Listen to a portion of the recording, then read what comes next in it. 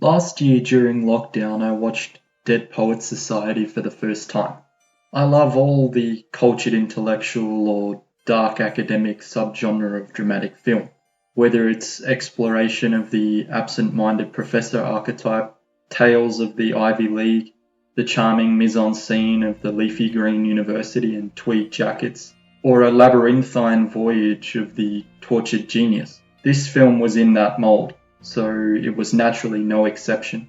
It is a great movie pertaining to free thought, very idealist, romantic, and poetic. I was emotional at the end, not just because it was powerful, but because I was lamenting the sharp decline in liberal educational standards from the time depicted until now, and especially compared to the present because of the current dire state of the world. For example, education was obviously of a far higher standard in the 1950s than now, and the private school and university students were so much smarter than nowadays, whilst in the 1920s they were smarter than the 1950s, and so on. The further you go back in time, the smarter the good students tended to be, or seemed to be, setting the bar high and studying the great books as their school texts at the age of 12, reading them in ancient Greek and Latin, and then translating them to English. Compare that to nowadays, and the average student is incredibly naive and stupid by comparison. Of course, to a certain degree, students have been dumbed down by design.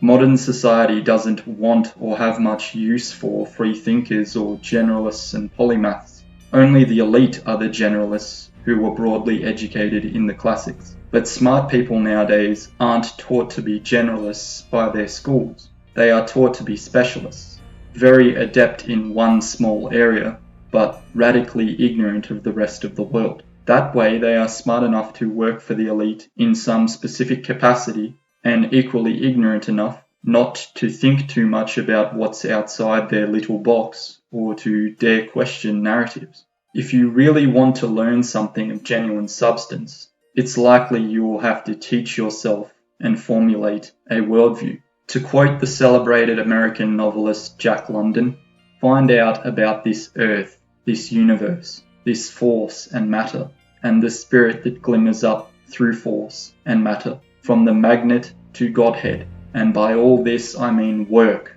for a philosophy of life. Become an autodidact. Commit to a lifetime of work in the form of structured learning, and you will transform your life and find a virtuous pathway through uncertainty by reconnecting with culture. Read, write, and research widely. Get to a level where you can use the books you read as the primary foundations of your worldview. Nothing else. No media, no undue family influence or peer pressure. You have agency over your own mind. Educate yourself and then trust the lessons you learn from everything you experience and everything you read. Current chaotic events are demonstrating to us that there is no longer any excuse to feign ignorance about the world and have willful blindness whilst getting spoon-fed an obviously engineered and predictable narrative in this new technological age. Regardless of your subjective position on either side of the political spectrum, if you are still following the mainstream media closely and have a considerable amount of trust in those institutions at all, then you are not truly engaged with the zeitgeist and will have no idea about the reality of the world situation, much less have any credibility of how to possibly navigate it. The dinosaur media is dead and gone. Don't despair though. A rich vein of knowledge and age-old wisdom is waiting to be rediscovered by those of you who are worthy. It should be a self-imposed duty to be as informed as possible on a variety of fronts. As an adaptable generalist, a new breed of polymath, this ideal ought to be a minimal expectation of this new epoch. We are in the fourth turning, a crisis period of cyclical history. But after darkness comes light, and it is our cultural life tasks to be the next generation of heroic navigators through these trying times.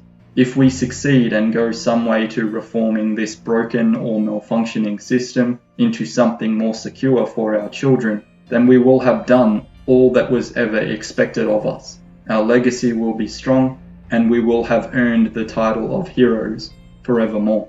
Let me finish with an extract from a poem which features in the Dead Poets Society film, Ulysses by Alfred Lord Tennyson. Come, my friends, 'tis not too late to seek a newer world. Push off, and sitting well in order, smite the sounding furrows, for my purpose holds to sail beyond the sunset and the baths of all the western stars until I die. It may be that the gulfs will wash us down. It may be we shall touch the happy isles and see the great Achilles whom we knew. Though much is taken, much abides.